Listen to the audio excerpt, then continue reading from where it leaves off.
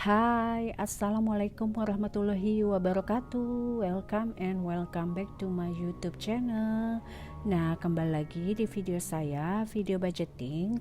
Kali ini saya mau buat budget plan untuk tahun 2022.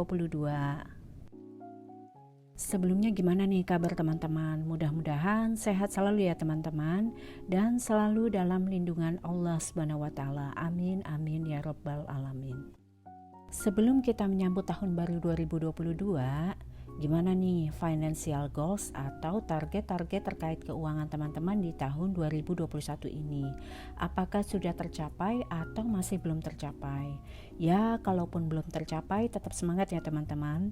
Pelajari apa yang jadi kekurangan kita di tahun-tahun sebelumnya, supaya nanti di tahun berikutnya, insya Allah tujuan keuangan atau financial goals kita akan tercapai.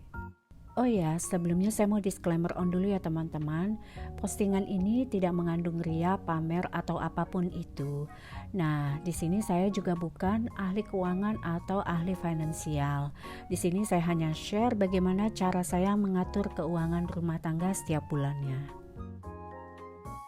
Oh ya, saya mau share sedikit ya teman-teman mengenai pengalaman saya budgeting dari tahun ke tahun.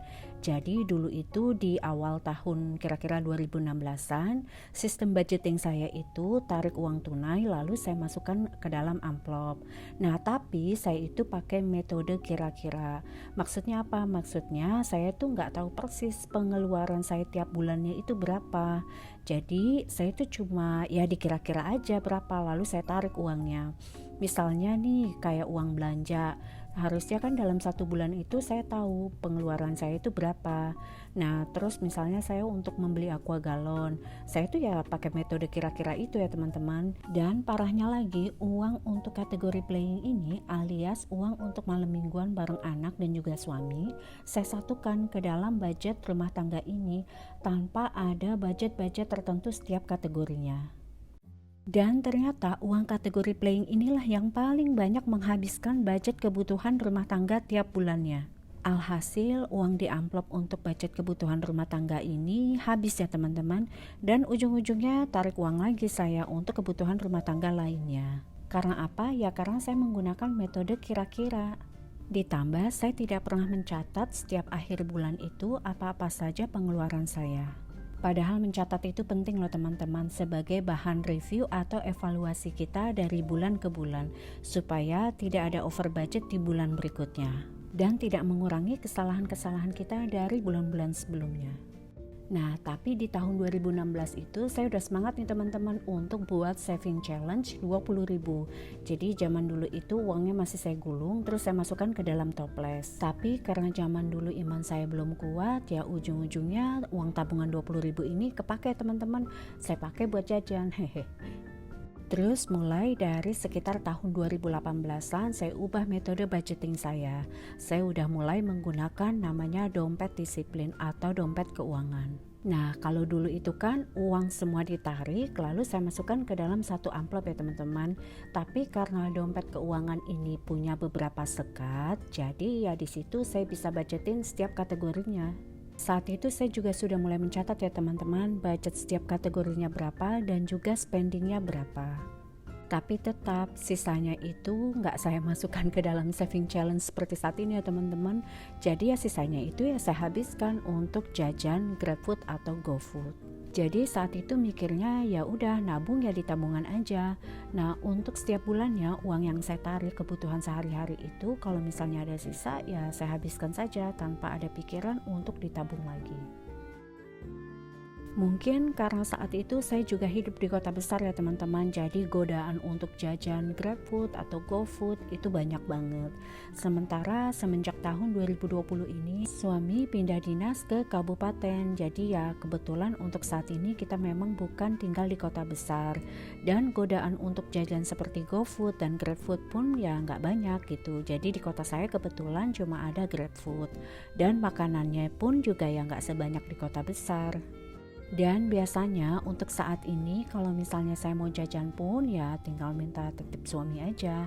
Ya ujung-ujungnya pakai uang suami ya teman-teman. Nah, akhirnya baru beberapa bulan belakangan ini saya coba untuk uang sisa-sisa budgeting yang saya anggarkan tiap bulannya ini, saya masukkan ke dalam saving challenge.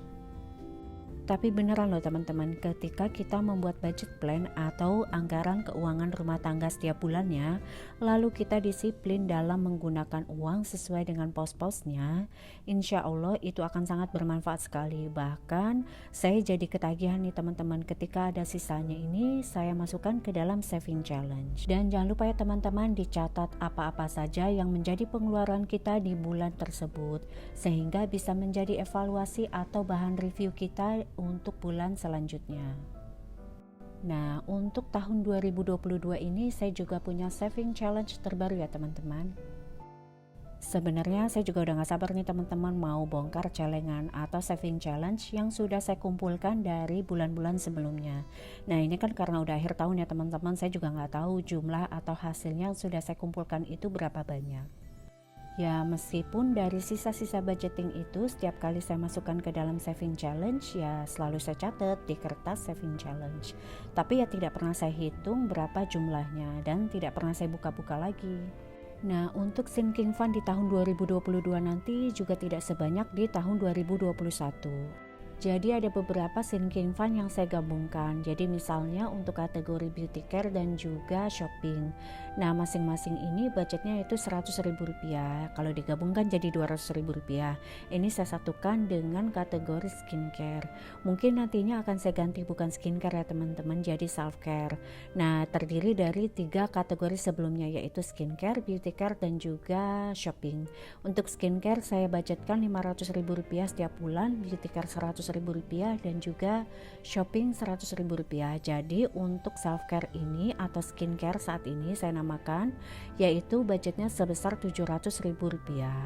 Selanjutnya untuk kategori gift ya teman-teman. Nah, kategori gift ini saya satukan dengan kategori suami, yaitu birthday suami. Di sini saya tambahkan menjadi Rp300.000. Selanjutnya untuk kategori groceries by Shopee, di sini saya ubah namanya menjadi online groceries. Untuk budgetnya masih sama, yaitu sebesar Rp100.000. Selanjutnya ada emergency fund. Nah, di sini kenapa sih budgetnya hanya Rp100.000? Nah, jadi di sini emergency fundnya ini bersifat personal. Jadi ini hanya untuk diri saya sendiri, bukan emergency fund untuk keluarga. Karena untuk emergency fund atau dana darurat keluarga kami sudah kami pisahkan ya teman-teman. Jadi sudah kami alokasikan sendiri ke dalam bentuknya tabungan dan juga investasi. Oh ya, bicara tentang financial goals di tahun 2021. Sebenarnya salah satu financial goals saya di tahun 2021 ini yaitu memberikan hadiah investasi saham untuk anak saya yang nantinya akan saya berikan kepada anak saya ketika anak saya ya kira-kira berumur 21 tahun. Jadi tabungan pribadi saya selama ini saya bagi menjadi 2 ya teman-teman. Selain saya masukkan ke dalam rekening, saya juga menabung saham. Tujuannya untuk apa? Ya untuk hadiah atau bekal anak saya ketika nanti dewasa, dan juga sebagai tabungan masa tua saya kelak nantinya. Meskipun setiap bulannya ini saya sudah menabung di DPLK atau dana pensiun lembaga keuangan dari semenjak saya pertama kali kerja ya teman-teman. Dan juga dari Pak suami juga alhamdulillah sudah punya dana pensiun lembaga keuangan sendiri ya teman-teman. Tapi tetap aja teman-teman, ketika kita tua nanti, kita sebagai orang tua harus benar-benar menyiapkan dana pensiun atau dana untuk diri kita sendiri. Jangan sampai merepotkan anak-anak kita nantinya, sehingga menciptakan sandwich generation untuk anak-anak kita. Untuk pilihan instrumen investasi apa saja itu tergantung dari profil resiko dari masing-masing orang ya teman-teman. Jadi ya tidak bisa disamakan. Nah, kira-kira financial goals teman-teman di tahun 2022 ini apa nih? Boleh ya drop komen di bawah. Nah, saya pribadi goal saya di tahun 2021 ini insya Allah bisa mendaftar haji ya teman-teman.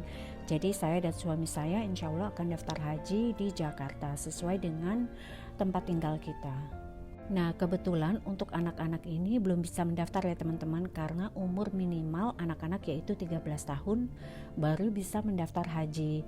Nah, jadi umur anak saya sekarang 8 tahun, ke 13 tahun masih ada waktu kurang lebih 5 tahun. Nah, dalam 5 tahun ini saya insya Allah akan menabung untuk membeli kursi ya teman-teman, kursi haji untuk mendaftarkan anak saya ketika anak saya nanti berumur 13 tahun. Bismillah ya teman-teman, semoga apa-apa saja yang menjadi goals atau target-target kita di tahun 2022 nanti akan tercapai. Amin, amin ya Rabbal Alamin. Oke, sekian video budget plan untuk bulan Januari 2022. Nah, untuk detail monthly expenses dan juga weekly expenses, sinking fund-nya juga masih sama seperti bulan-bulan sebelumnya. Untuk monthly expenses di sini saya punya total sebesar Rp3.388.000. Nah, untuk weekly expenses saya punya budget sebesar Rp2.375.000. Dan untuk sinking fund di sini saya punya total sebesar Rp1.900.000. Nah, di halaman selanjutnya ini ada spending tracker. Nah, sebelumnya itu kan saya pakai table ya teman-teman, tinggal di lem. Nah, ini saya mau coba menggunakan table menggunakan tulisan tangan. Nah, di tiap kolomnya ini saya masukkan untuk budget, balance, dan juga week-weeknya. Ada week 1, 2, 3, 4, 5, dan juga 6. Nah, karena bulan Januari ini week 1-nya cuma 1 hari, yaitu tanggal 1. Jadi saya satukan week 1 dan juga week 2-nya. Lalu di halaman selanjutnya ini untuk budget review. Oke, sekian video budget plan untuk bulan Januari 2022. Terima kasih buat teman-teman yang sudah menonton video ini dari awal sampai akhir. Jangan lupa please klik like kalau kalian suka dengan video ini, dan jangan lupa di share jika dirasa bermanfaat. Jangan lupa di subscribe untuk mendukung channel ini. Dan wassalamualaikum warahmatullahi wabarakatuh. Bye. Thank you.